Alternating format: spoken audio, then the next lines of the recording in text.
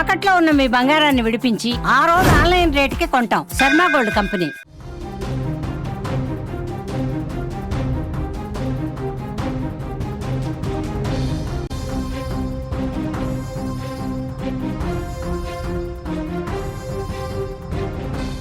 Big breaking news చూస్తున్నాం. ధర్మస్థల 100 శవాల కథలో కొత్త కోణం వెలుగులోకి వచ్చింది. కొత్త కోణం ఏంటంటే ఎస్ఐ మంజునాథ గౌడ ఎవరైతే సిట్ విచారణలో ఉన్నాడో ఆ ఎస్ఐ మంజునాథ గౌడ ఎవరైతే ఫిర్యాదుదారుడు సాక్షి ఉన్నాడో హత్యలకు సాక్షిరని చెప్తున్నాడో అతన్ని హత్య చేస్తారని చంపేస్తానని బెదిరించినట్టుగా ఇప్పుడే అప్డేట్ వచ్చింది. అంతేకాదు ఈ ఫిర్యాదుదారుడిని మంజునాథ పరిధిలోనే ఉంటున్నాడు.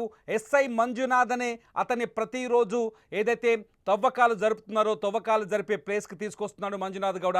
నిన్న బెల్తంగడి జైల్లో అతన్ని ఎవరైతే సాక్షి ఉన్నాడో సాక్షిని జైల్లోకి పంపించిన సమయంలో డోర్లు క్లోజ్ చేసి నిన్ను చంపేస్తా, ఈ కేసుని వాపస్ తీసుకో అని మంజునాథ గౌడ సిట్ ఎస్ఐ మంజునాథ గౌడ బెదిరింపులకు పాల్పడ్డట్టు సాక్షికి సంబంధించిన లాయర్లు సిట్కి ఫిర్యాదు చేశారు మెయిల్ ద్వారా. దీంతో ఒక్కసారిగా కథ ఊహించని మలుపు తిరిగినట్టయింది. మంజునాథ గౌడని మంజునాథ గౌడ ఎందుకు ఈ సాక్షిని బెదిరించాడు అనేది ఇప్పుడు అతిపెద్ద ప్రశ్నగా మారుతుంది. ఇదిలా ఉంటే ఈ హత్యల కేసులో ఈ సాక్షి ఒక్కడే కాదు, మరొక రిటైర్డ్ పోలీస్ ఆఫీసర్ హస్తం ఉన్నట్టుగా కూడా సాక్షి తన ఫిర్యాదులో పేర్కొన్నాడు. ఆ రిటైర్డ్ పోలీస్ ఆఫీసర్ని కూడా 9వ స్పాట్కి తీసుకొస్తారనే చర్చ జరుగుతోంది. 9వ స్పాట్ దగ్గర ఇప్పుడే తవ్వకాలు మొదలయ్యాయి. ప్రస్తుతం అక్కడ మా సుమన్ టీవీ ప్రతినిధి విజయ్, ప్రత్యేక ప్రతినిధి విజయ్ 9వ స్పాట్కి సంబంధించిన వివరాలతో మనతో లైవ్లో సిద్ధంగా ఉన్నాడు. విజయ్, కథ ఊహించని మలుపులు తిరుగుతోంది. ఎందుకు ఎస్ఐ మంజునాథ గౌడ ఈ సాక్షిని బెదిరించాడు? రెండో పాయింట్ వచ్చేసి ఇవాళ 9వ స్పాట్కి రెండో సాక్షిని కూడా తీసుకొస్తారనే చర్చ జరుగుతుంది. నిజమేనా? తిరుమల ప్రస్తుతం 9వ స్పాట్ లో తవ్వకాలు ప్రారంభమవుతున్నాయి. సరిగ్గా ఇప్పుడు సమయం 11:50 అంటే దాదాపుగా 12 గంటల సమయం అవుతుంది. మీకు ఇక్కడ ఉన్నటువంటి పరిస్థితులు ముందుగా లైవ్ లో చూపించే ప్రయత్నం చేస్తాను. ఆ తర్వాత ఫుల్ డీటెయిల్డ్ గా మీకు వివరించే ప్రయత్నం చేస్తాను. నేను ఇప్పుడు 9వ నెంబర్ స్పాట్ కు సంబంధించినటువంటి తవ్వకాలు ప్రారంభం కాబోతున్నాయి. ఫోరెన్సిక్ డిపార్ట్మెంట్ సంబంధించినటువంటి ఎక్స్పర్ట్స్ లోపలికి వెళ్తున్నారు. ఇప్పటికే ఎవరైతే కంప్లైంట్ ఉన్నాడో సాక్షిగా భావిస్తున్నటువంటి ఆ వ్యక్తిని లోపలికి తీసుకెళ్లారు. ఆ వెంటనే వెనుకున్నటువంటి అధికారులందరూ కూడా లోపలికి వెళ్తున్నారు.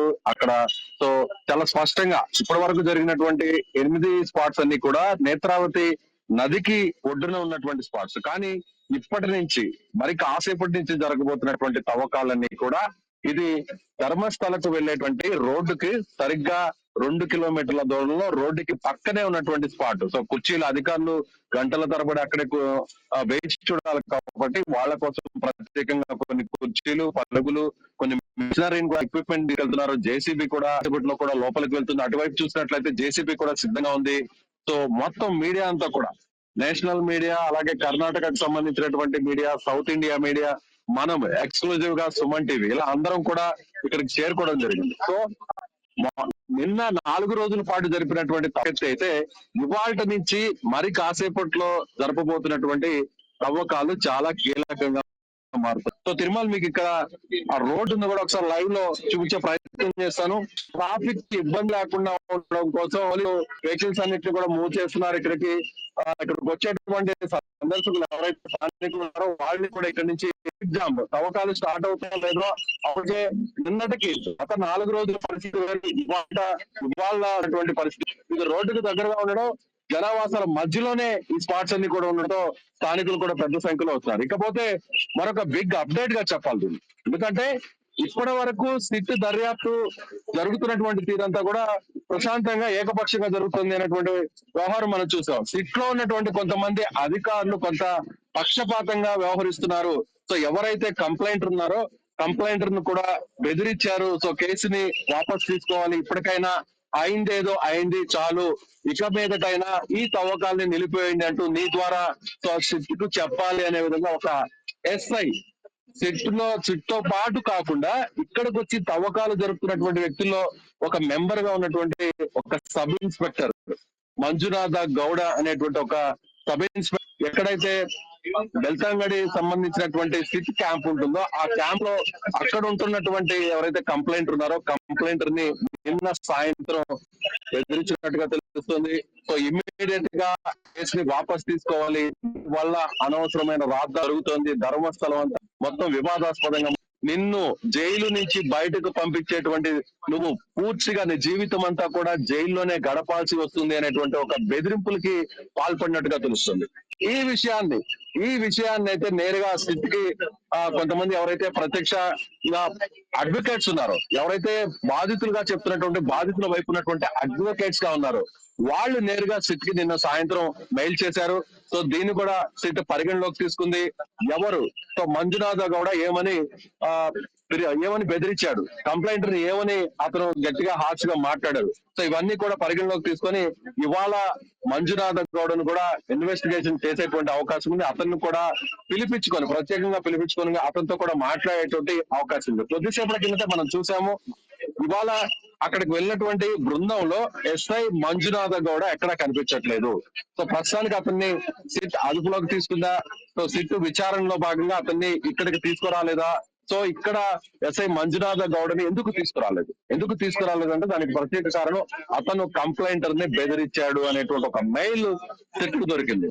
అదే విధంగా మరొక ట్విస్ట్ ఏంటంటే ఇప్పటి వరకు కూడా ఈ మొత్తం ఎపిసోడ్ లో ఇప్పటి వరకు ఉన్నటువంటి మొత్తం వ్యవహారంలో కేవలం ఒకే ఒక వ్యక్తి ప్రత్యక్ష సాక్షిగా, అలాగే ఒకే ఒక వ్యక్తి నిందితుడిగా తానే అప్రూవర్ గా మారిపోయి 100 శవాల్ని పూడ్చిపెట్టినటువంటి విషయాన్ని అతనే వెలుగులోకి తీసుకొచ్చాడు. అతనే నేరుగా పోలీస్ స్టేషన్ కి వెళ్లి పోలీసులకు కంప్లైంట్ చేశాడు, ఒక లెటర్ ను కూడా రాశాడు, ఒక కంప్లైంట్ కూడా ఇచ్చాడు. ఆ కంప్లైంట్ ని ఆధారంగా చేసుకొని ఇప్పుడు సిట్ ఒక పూర్తి స్థాయిలో దర్యాప్తు చేస్తుంది. ఏంటంటే తనతో పాటు మరొక వ్యక్తి కూడా ఈ శవాల్ని పాతి పెట్టడంలో నాకు సహకరించాడు.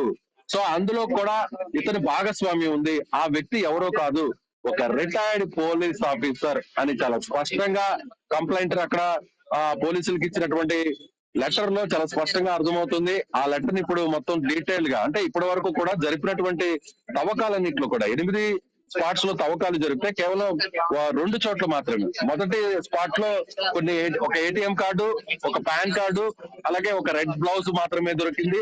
అది కూడా ఒక మహిళకు సంబంధించినటువంటి పాన్ కార్డు, మరో ఏటీఎం కార్డు అయితే ఒక మగ వ్యక్తికి సంబంధించినటువంటి ఏటీఎం కార్డుగా గుర్తించారు. ఇక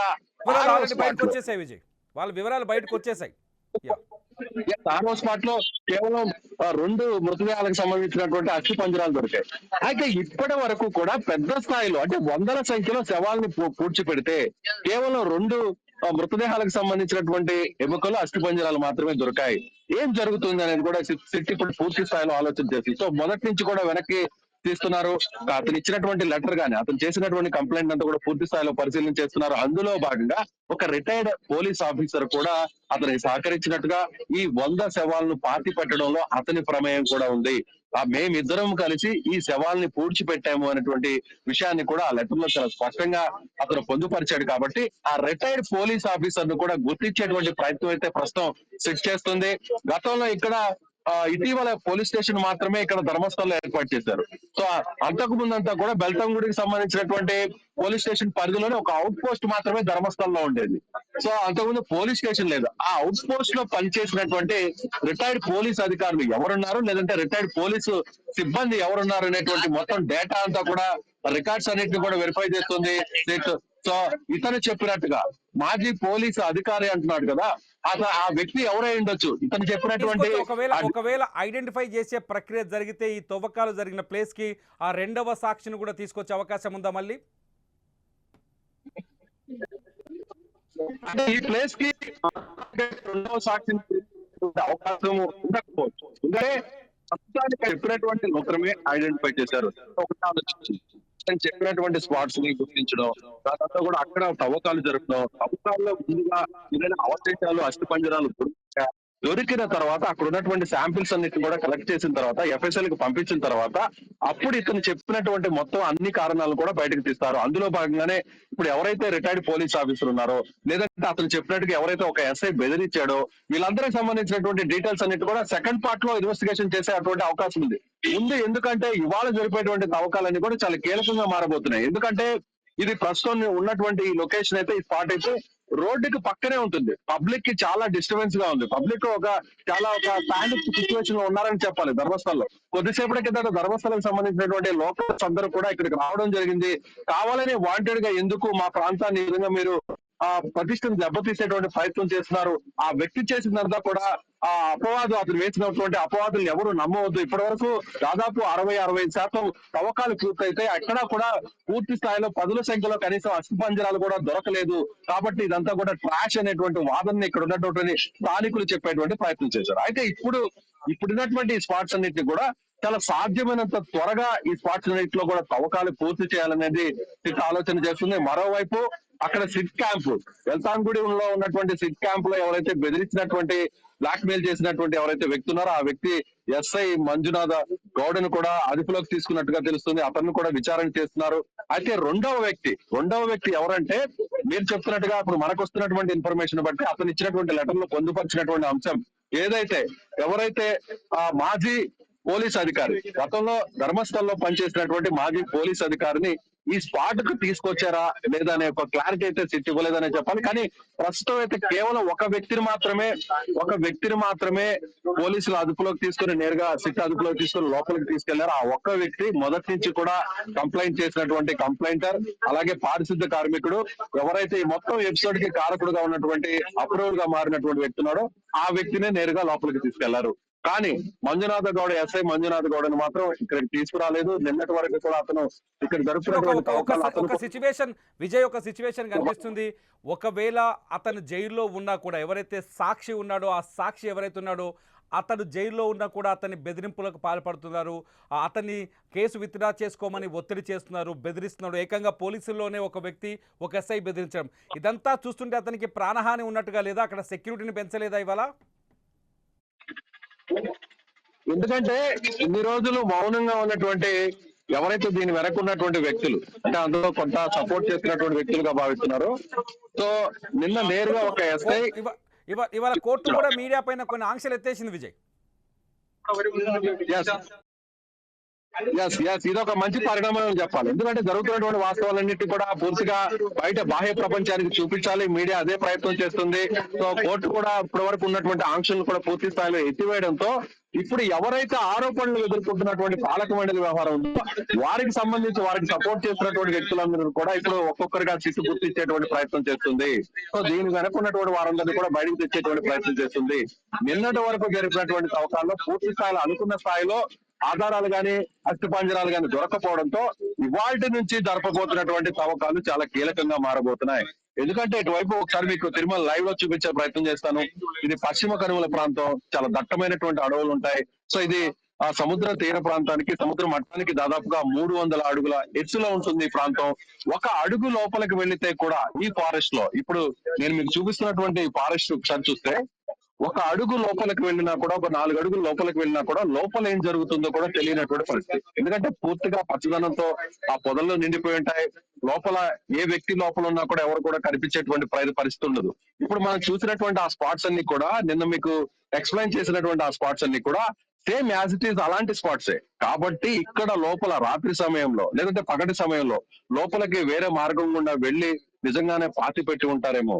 9వ ప్రాంతంలో, 9వ లొకేషన్ లో చాలా పెద్ద ఎత్తున కూడా ఎక్కువ సంఖ్యలో కూడా మృతదేహాలని పాతి పెట్టారు అనేటువంటి అనధికారికంగా ఒక సమాచారం అయితే బయటకు వస్తుంది. సో స్థానికులు కూడా దాని గురించి డిస్కషన్ కూడా చేస్తున్నారు. సో 9వ స్పాట్ తవ్వకాలు ప్రారంభం కాకముందే సంబంధిత ఎవరైతే అధికారి ఎస్ఐ ఉన్నారో ఆయన వెంటనే బెదిరించడం, బ్లాక్ మెయిల్ చేయడం, ఇవన్నీ కూడా చూస్తే సో ఒక్కసారిగా అందరిలో కూడా ఒక ఉత్కంఠ పెరిగిపోయింది. ఎందుకంటే నిన్ననే ఎస్ఐ బెదిరించడానికి కారణం ఏంటి?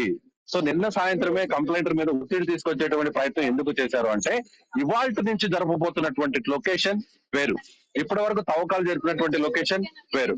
కాబట్టి ఇక్కడ ఒక పెద్ద మిస్టరీ ఉండబోతుంది. ఆ మిస్టరీ కూడా బ్లాస్ట్ కాబోతుంది, మిస్టరీ కూడా ఓపెన్ కాబోతుంది. సో పెద్ద సంఖ్యలో కూడా సిట్ కి ఒక కీలకమైనటువంటి ఆధారాలు లభించబోతున్నాయి. సో ఇప్పటి వరకు జరిపినటువంటి వ్యవహారంలో, ఇప్పటి వరకు జరిపినటువంటి ఆరోపణలు, ఇప్పటి వరకు చేసినటువంటి మొత్తం ఈ ఎంటైర్ ఎపిసోడ్ లో ఇవాళ జరగబోయేటువంటి డెవలప్మెంట్ చాలా కీలకంగా మారబోతుంది. ఇవాళ తవ్వకాల్లో దొరికేటువంటి ఆధారాలు చాలా కీలకంగా మారుతాయనేది అందరూ కూడా ఎదురు చూస్తున్నారు. ఎందుకంటే ఒకవేళ ఈ కూడా విజయ్ అక్కడ సాక్షి ఇచ్చిన ఆధారాల ప్రకారం కావచ్చు, లేకపోతే మిగతా పోలీసుల నుంచి అందుతున్న సోర్స్ ప్రకారం కావచ్చు, మొత్తం ఈ 9, 10, 10, 11, 12 ఈ స్పాట్లన్నీ ఎంత దూరంలో ఉన్నాయి? అది రోడ్డు వైపే ఉన్నాయా మొత్తం పూర్తిగా? ఇవాళ ఇవన్నీ తవ్వే అవకాశాలు ఉన్నాయా? తిరుమల మీకు అది లైవ్ లో ఒకసారి సో మన వ్యూవర్స్ కూడా దీన్ని ఫాలో అవుతున్నటువంటి వ్యూవర్స్ కూడా మీకు చూపించే ప్రయత్నం చేస్తాను. నెక్స్ట్ ఇక్కడ నేను నిల్చున్నటువంటి ప్లేస్ సో మనం చూడొచ్చు, ఇక్కడ నుంచే లోపలికి వెళ్ళారు. సో ఇక్కడ నుంచి కంప్లైంటర్ ని సో ఫోరెన్సిక్ డిపార్ట్మెంట్ కావచ్చు, సిట్ ఆఫీసర్స్ అందరూ కూడా ఇక్కడ నుంచి వెళ్ళారు. అక్కడ ఒక గ్రీన్ కలర్ బోర్డు మీకు గమనించినట్టయితే కాస్త ముందుకు వెళ్ళి స్వచ్ఛ భారత్ స్వచ్ఛ ధర్మస్థల అని ఉంది. ఇక్కడ నుంచి ధర్మస్థల 2 కిలోమీటర్ల దూరం ఉంది అనేది ఆ గ్రీన్ కలర్ బోర్డు లో చాలా స్పష్టంగా అర్థమవుతుంది. అంటే ఇక్కడ నుంచి ధర్మస్థల దేవస్థానానికి 2 కిలోమీటర్లు ఉంది. ఇక్కడ నుంచి 9వ నంబర్ స్పాట్. సో ఇది వెళ్ళారు, ఇది ఎగ్జాక్ట్ గా 9వ నంబర్ లొకేషన్. ఇది ఒకసారి రోడ్డును కూడా కెమెరామెన్ లక్ష్మణ్ ఒకసారి చూపించే ప్రయత్నం చేయండి. ఇది రోడ్డు. సో అటువైపు చూసారుగా, అటు చూపించండి ఒకసారి. సో ఇది 9వ నంబర్ స్పాట్. మనకి శబ్దం కూడా వినిపిస్తుంది, లోపల తవ్వకాలు జరుపుతున్నారు. ఈ జేసీబీఏ ఇక్కడ కనిపిస్తున్నటువంటి ఈ జేసీబీఏ మరి కాసేపట్లో లోపలికి వెళ్తుంది. మొదట 2 అడుగుల వరకు ఎవరైతే కూలీలు ఉన్నారో ఆ కూలీలు తవ్వకాలు జరుపుతారు. ఆ తర్వాత మరింత అక్కడ దొరికేటువంటి ఆధారాలను బట్టి జేసీబీని కూడా లోపలికి తీసుకెళ్లి అక్కడ తవ్వకాలు జరుపుతారు. తర్వాత 10వ నంబర్ స్పాట్ ఇక్కడి నుంచి మీరు చూస్తున్నదంతా కూడా లైవ్ లో చూస్తున్నారు. ఇదంతా కూడా 9వ నంబర్ స్పాట్. అదైతే 10వ నంబర్ స్పాట్. ఇది కేవలం కొన్ని అడుగుల దూరమే, కేవలం కొన్ని అడుగుల దూరమే. ఎస్. ఆ తర్వాత ఇక్కడి నుంచి చూసినట్లయితే ఇది 11వ నంబర్ స్పాట్. సో ఇది 11వ నంబర్ స్పాట్. సో ఇప్పుడు ఆ తర్వాత ఇక్కడికి వచ్చినట్లయితే ఇది 12వ నంబర్ స్పాట్. సో తిరుమల చూసారుగా, కేవలం కొన్ని అడుగుల దూరంలో మాత్రమే 9, 10, 11, 12 ఈ 4 స్పాట్స్ ఉన్నాయి. కాబట్టి ఒకే కట్టని ఇక్కడ వరకు దాదాపుగా ఇక్కడ నుంచి ఒకసారి చూసినట్లయితే ఇది 12వ నంబర్ స్పాట్. ఇక్కడ నుంచి చూసినట్లయితే ఆ ప్రాంతం వరకు ఒకసారి చూపించే ప్రయత్నం చేయండి. ఆ ప్రాంతం వరకు రోడ్డును ఒకసారి మీరు చూసినట్లయితే ఎగ్జాక్ట్ మన స్క్రీన్ పైన కనిపిస్తుంది.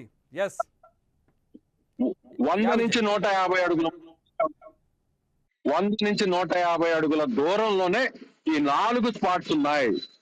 సో 12వ నంబర్ స్పాట్ అయితే నడుచుకొని లోపలికి వెళ్తే ఒక 6 అడుగుల దూరంలోనే ఆ స్పాట్ కనిపిస్తుంది. అంటే ఇంత ఓపెన్ గా ఇన్ని 10ల సంఖ్యలో ఇన్ని సవాళ్ళు పాతి పెట్టాడు అని అంటే దానికి కారణం నమ్మడానికి కూడా ఒక ఆస్కారం ఎందుకుందంటే లోపల దట్టమైనటువంటి అడవి. ఇక్కడ మీకు గ్రీన్ కలర్ మ్యాట్ ఉంది, గ్రీన్ కలర్ కట్టన్ ఉంది. సో దాని వెనక ఏముంది మీకు తెలియదు. కాబట్టి ఇదే విధంగా ఇటువైపు చూపించే ప్రయత్నం చేస్తాను.